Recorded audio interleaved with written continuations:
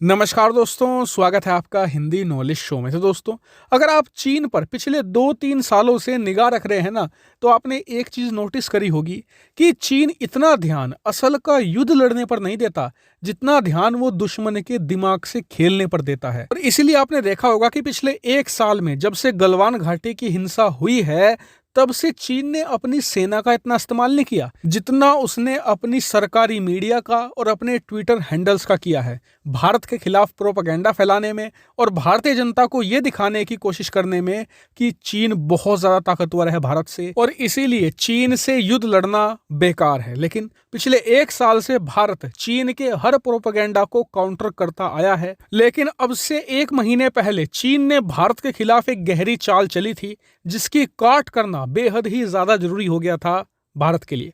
दरअसल आप में से कुछ ही लोगों को याद होगा कि अब से 1-1.5 महीना पहले मैंने आपको वीडियो बनाकर बताया था कि चीन ने भारतीय सीमा पर रॉकेट तैनात कर दिए हैं, और चीनी मीडिया ने स्पेशली बताया था कि ये लॉन्ग रेंज रॉकेट हैं, और इनकी तैनाती के बाद जो भारत ने बोफोर्स तोपें तैनात करके रखी हुई हैं, इसके अलावा जो कुछ रॉकेट लॉन्चर भी तैनात किए हैं जिनकी रेंज 50 से लेकर 150 किलोमीटर तक है, ये सब बेकार कर दिए हैं चीन ने। क्योंकि जो चीन के लॉन्ग रेंज रॉकेट हैं इनकी 200 से लेकर 250 किलोमीटर तक की रेंज है, और युद्ध की सिचुएशन में चीन अपने लॉन्ग रेंज रॉकेट के जरिए इन सभी भारतीय तोपों को नष्ट कर देगा और भारत की जो पहली डिफेंस लाइन है उसे तोड़ देगा। ऐसे में भारत के लिए एक बड़ा चैलेंज भी था, और ये बात सही भी है कि भारत के पास लॉन्ग रेंज रॉकेट नहीं था चीन को काउंटर करने के लिए। लेकिन मैंने उसी समय आपको कहा था कि भारत को अभी चिंता करने की जरूरत नहीं है, क्योंकि 4-5 महीने दबा के बर्फ पड़ती है भारत चीन सीमा पर।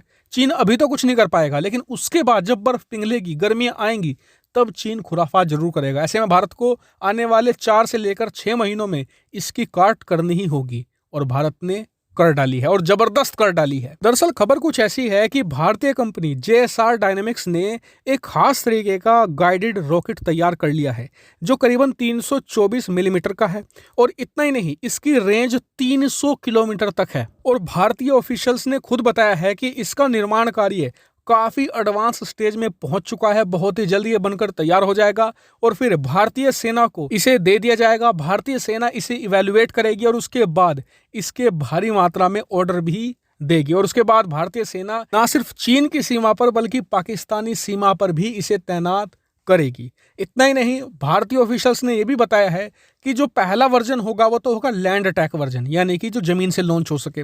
इसके बाद इसका एक खास वर्जन तैयार किया जाएगा जिसके बाद ये लड़ाकू विमान से भी लॉन्च किया जा सकेगा, यानी कि इसका ग्राउंड वर्जन भी होगा और एयर लॉन्च वर्जन भी होगा। वही मुझे लगता है कि चीन के साथ साथ पाकिस्तानी सीमा पर भी इसकी उतनी ही जरूरत है। क्यों? क्योंकि हम पाकिस्तानी सीमा पर कभी कभार अपनी जो प्रीमियम क्लास की हैवीवेट मिसाइलें होती हैं वो तैनात कर देते हैं, जबकि वहां पर इसकी खास जरूरत नहीं है, क्योंकि पाकिस्तान के पास बहुत ही घटिया क्वालिटी के एयर डिफेंस सिस्टम है जिन पर अगर आप इस तरीके के रॉकेट भी दागेंगे ना, वो इन्हें भी नहीं रोक पाएंगे। इसीलिए वो जो हैवीवेट मिसाइलें हैं पाक सीमा पर, उन्हें वहां से हटाकर चीन सीमा पर तैनात कर दिया जाए, और साथ ही जो ये लॉन्ग रेंज रॉकेट हैं ये पाक सीमा पर तैनात कर दिया जाए पाकिस्तान के लिए, तो ये भी बहुत है। हालांकि आप कहेंगे कि क्या ये आइडिया भारतीय सेना के दिमाग में नहीं आया होगा?